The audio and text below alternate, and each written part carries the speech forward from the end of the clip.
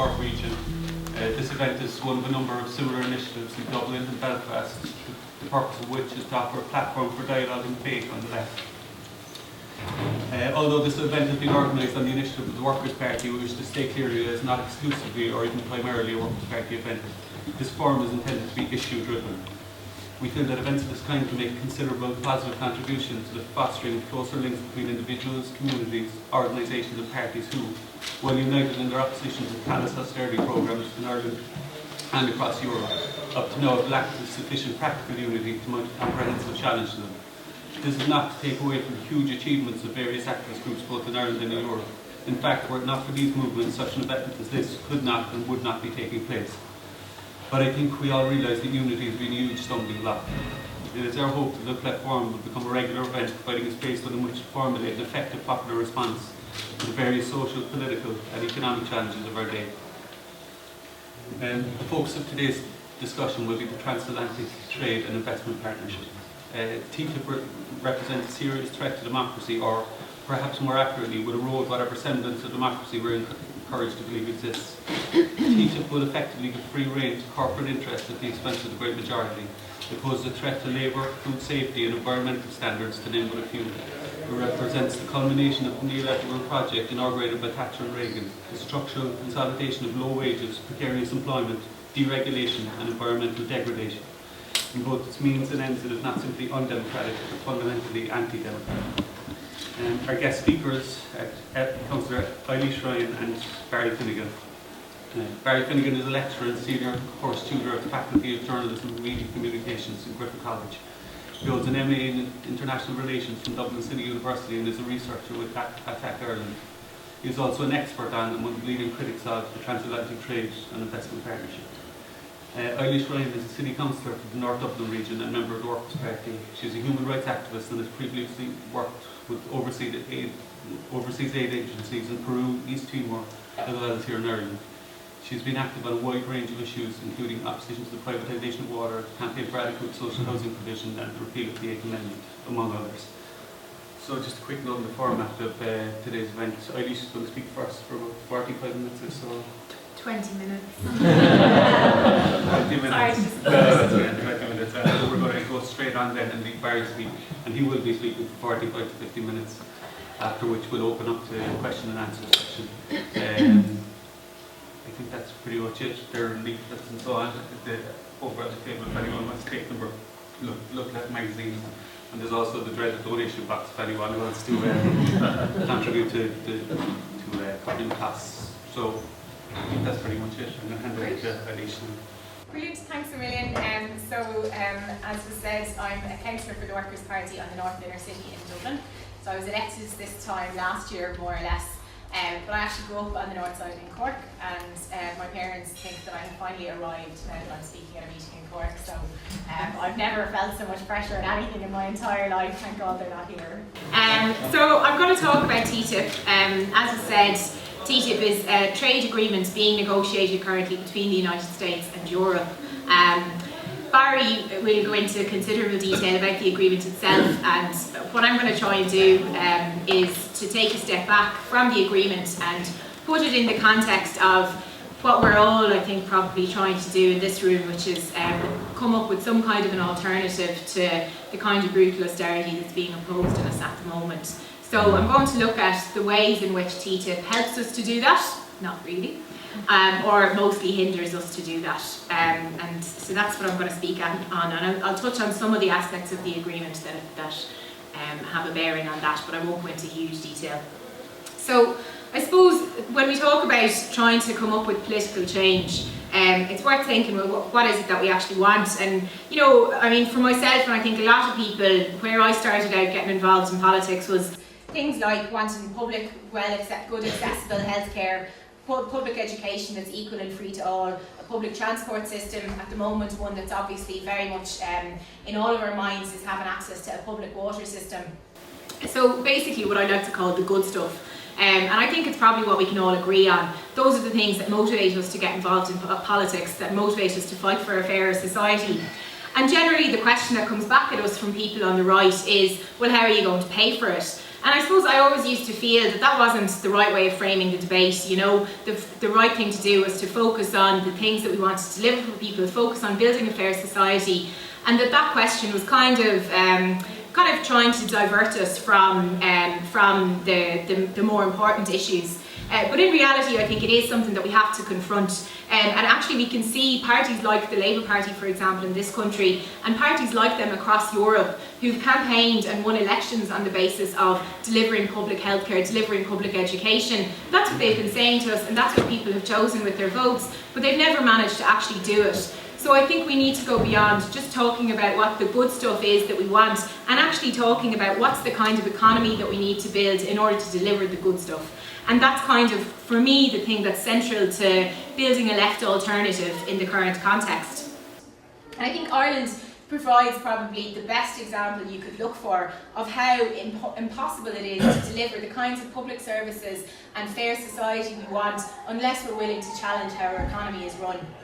So at its most extreme end, we have corporations in Ireland and here in Cork, such as Apple, who pay as little as 1% in tax. And as this has come into the public domain, what we have learned is that when Apple first came to Cork, they effectively said to the government, look, we'll give you this amount of jobs if you reduce our tax to a certain amount. So there was basically a negotiation that took place between our government and Apple. Our government certainly wasn't the one that any of us supported, I don't think, which traded off jobs for low taxes. And what you see is that our government's model of creating jobs, or what they say is creating jobs, normally low quality jobs, it actively prevents the government from investing in public services. So it's basically a trade-off that has been accepted by the elites in our society between the economy and collecting revenue from the likes of big corporations to put into public services. So I suppose then you think, okay, well, what would it take to shape an economy in a way that delivers the good stuff, that delivers the public education we want, that allows everybody to go on to third level, that creates proper quality permanent jobs with good pensions? And I think that generally when we come to thinking about using our vote during elections, that's really what it comes down to. That's the choice that we have to make, is what's the kind of economy that we want to build in order to deliver those things. So when we think about the elections that are coming up over the next year, the thoughts of using our vote, hearing alternatives, asking questions, reading the literature that's put before us, the democracy that all of that represents, it's built on the assumption that we're being posed with competing ideas about how the economy is run, and then we choose between them. And the question of how we run our economy really is at the centre stage. Alternative ideas about how we run our economy are supposed to be what those elections are about. And being able to choose an economic alternative is critical to our democracy functioning properly. Basically, if that alternative is taken off the table, it means that we're not making any legitimate choice at all during elections. We're simply looking around and everybody's saying they're going to deliver X, Y, Z. Everybody's going to tell us they're going to deliver a good healthcare system. In reality, we know that that simply doesn't happen. So the alternative that a party like the Workers' Party and many other parties on the left would propose is one which emphasises the need to defend these public services by increasing democratic control over the economy, investing in them by taxing those who can afford to pay it, and creating state revenues to invest. And I suppose it's in that context that I want to look at TTIP. So if we take it that delivering those things that we want requires us to choose an alternative way of running our economy, a democratic way of running our economy, we need to look at what are the things in TTIP that allow or hinder us from doing that. So to give a very broad overview, and as I said, Barry will go on to talk about this in more detail. As I said, TTIP is an agreement that's being negotiated between Europe and the United States. It's on the face of it supposed to create fairer trading rules between those two economies in a way that creates more profits, which will filter down to the rest of us and magically lift all of our standards of living. I think we might have heard this line a few times before. To give an idea of how our government is approaching TTIP, Sean Sherlock was in front of one of the committees in the Oireachtas recently, and he was asked it was about a year ago actually, and he was asked, he was asked about different downsides, and he was kind of asked, what do you think of this downside that people are talking about, or this risk that people are talking about? And Sean Sherlock's response as a minister was, at the moment we're not looking at TTIP from the perspective of downsides, we're only looking at it from the perspective of upsides. And so that's, you know, that's, I think, you know, to put in your minds why it's so important for all of us to take an active interest in it. Basically, the politicians who are making decisions, they're not taking an active interest in it at all. They've been told by the corporations who prop up our economy and who blackmail them here in Ireland, this is a good thing, and they're more than willing to just believe that. So that's where our politicians stand in all of it. Some of our politicians, Ted, sorry.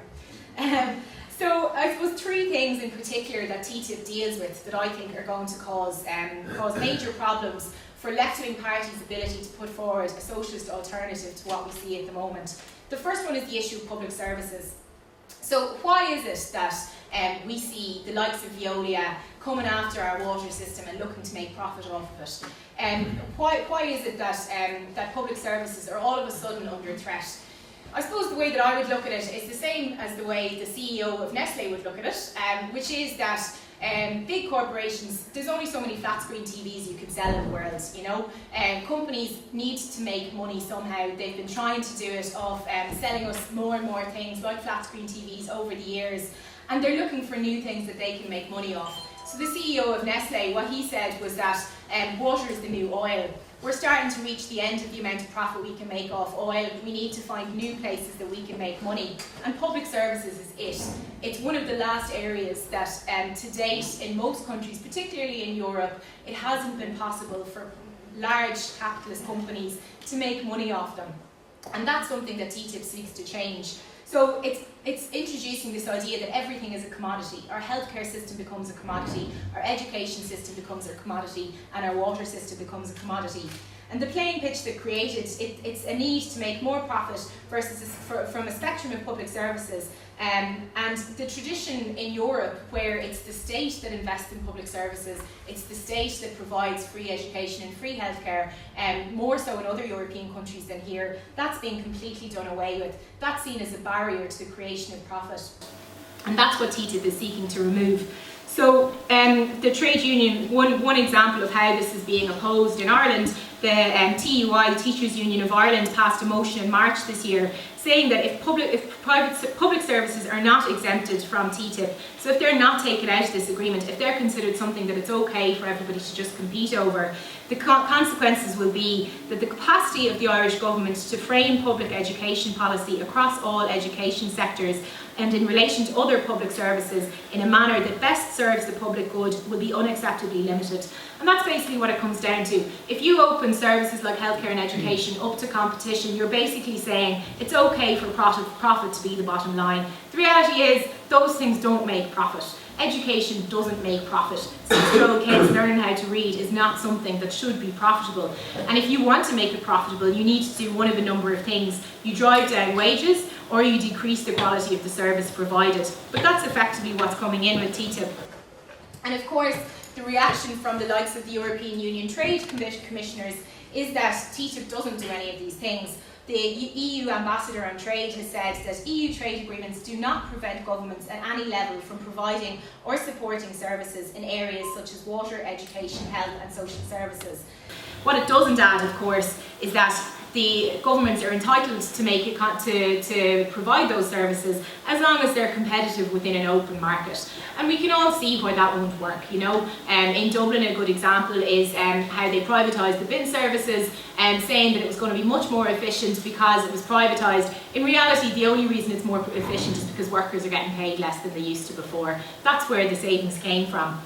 So states aren't equal players. They have stronger trade unions for the staff that they employ, they pay higher wages, they provide better jobs, and critically, they're democratically accountable for the quality of the services they provide. So if you have your government provide an education system, you don't think they're doing a very good job, you can kick them out. And that's a pretty strong accountability mechanism. By contrast, private companies are not held to that democratically accountable standard. So to suggest that there's an equal playing field where the government can compete with private companies to provide public services is just wrong. So the principle of non-discrimination, it effectively means that any attempt by democratically elected governments to give preference to one way of doing things versus another for example, to give preference to subsidising one type of an education system that you think is fairer than another, that's giving unfair preference and unfair treatment that disadvantages poor multinational companies that want to profit from this education system. And this isn't a new thing, it's already something which our government has brought in from European Union directives on competition. So to give a few examples of how this is already impacting on Ireland, this type of banning state aid, as they call it. One example is that the local community development sector, which is the network of organisations that in the past got state money to deliver essential community development services, they have instead of now receiving state money, a tendering process takes place in which community development groups, non-governmental organisations, not-for-profits have to compete openly to get that money from the state to deliver those services. And they're being forced to compete with profitable private companies to do that. So in the United Kingdom, this system has been introduced, and what it's led to is companies like G4S, who you might have heard of, they're a large security company. They're now providing unemployment services, and it's leading to, not surprisingly, very damaging results. So this idea that anything that gives preference to the state's way of doing things over letting a private company do it, that's being completely ruled out by TTIP. And the final thing is what's called the ISDS, and I know that Barry is going to touch on this in more detail. And the ISDS, just to give a quick overview, is it's called the Investor State Dispute Settlement Mechanism.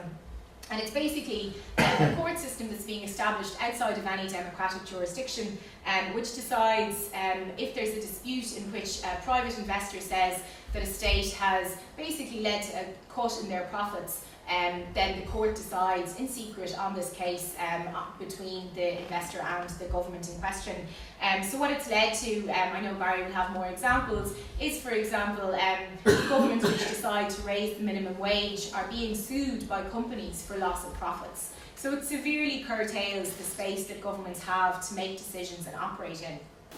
So I suppose to come back to the original opening that I made, TTIP sets into law certain economic principles that we are used to being contested in elections but are now becoming permanent. So in the case of TTIP, these are the right of private companies to make profit off of what we consider to be human rights, making it illegal for democratic governments to decide which service provision mechanism they favour, so which way of providing public services governments who are democratic favour, and to fund it accordingly, and taking away the ability of democratic governments to transfer the burden of paying for society services from workers and to companies who can better afford it. That's no longer on the cards with TTIP either. So TTIP, these are things that in election time we're used to being debated in public and we're used to having choices over. What TTIP does is it says these are not actually anything that can be democratically decided on anymore. These are things that we're putting into law for a time immemorial.